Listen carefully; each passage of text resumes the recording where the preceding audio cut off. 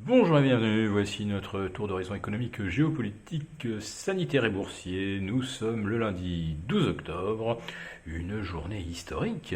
Et pour comprendre comment tourne la planète finance, c'est sur la bourse au quotidien et nulle part ailleurs. Et l'épisode du jour s'intitulera La capitalisation mondiale atteint un nouveau zénith.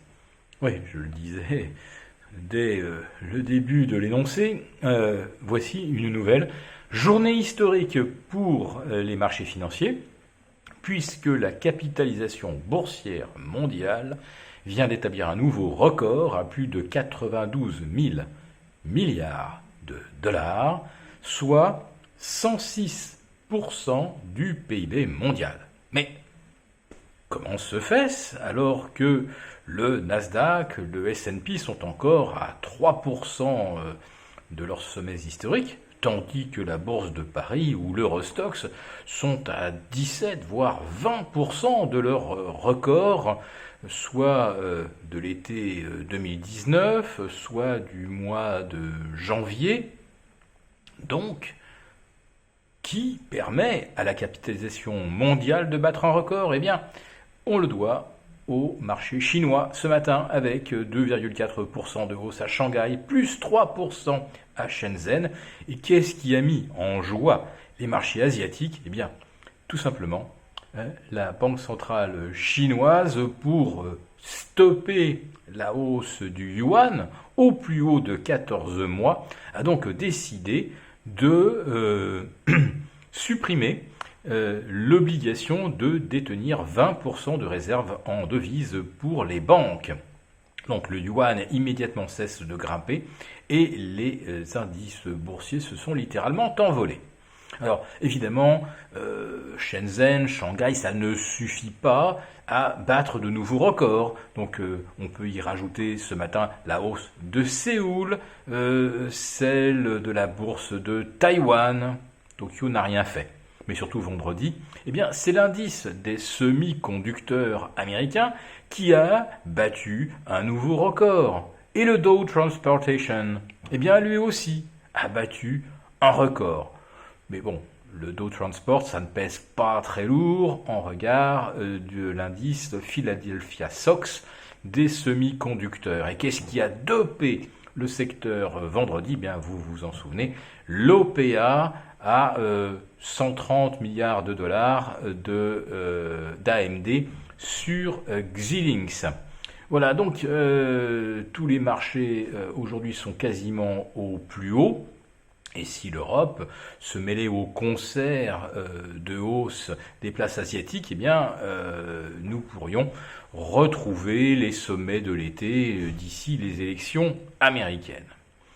Alors vous nous direz, mais vous ne tenez pas compte du nouvel échec des négociations entre démocrates et républicains. On pensait que l'adoption d'un package de 1800 milliards était imminent et une nouvelle fois, les républicains ont fait capoter. Ah mais ça serait mal connaître les marchés. Aujourd'hui, pour les faire monter, il faut annoncer une mauvaise nouvelle à laquelle personne ne croit, puis ensuite, jour après jour, affirmer qu'on va finalement parvenir à l'accord qui s'était trouvé remis à une date ultérieure.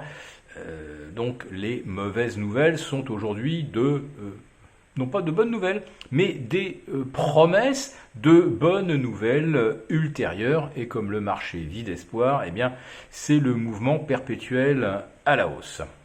Alors il faut également parler du rôle des banques centrales quand même dans cette hausse des marchés. La Fed a ralenti ses achats depuis le début de l'été.